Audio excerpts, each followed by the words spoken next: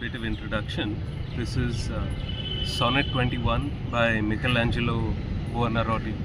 So Michelangelo, the Italian Renaissance man, is known more for like his sculptures and some of his paintings, but he also wrote, and he was at that time very open in his love for men, and especially this is one of many poems written for Tommaso de' Cavalieri, who was a younger nobleman who was Michelangelo's sort of lifelong muse. He in fact described him as light of our century, paragon of all the world.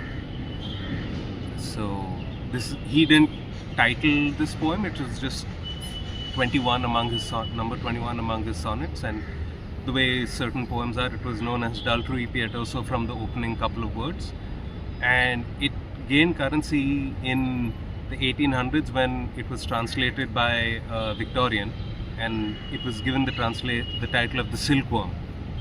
Now, as per Victorian norms, even though this poem is very clearly about another man, and in fact a nobleman, in the original Italian, Michelangelo writes about mi signor, like my lord, as in who this poem is being addressed to.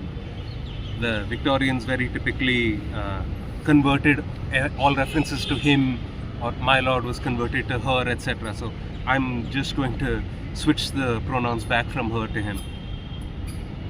Sonnet 21 by Michelangelo.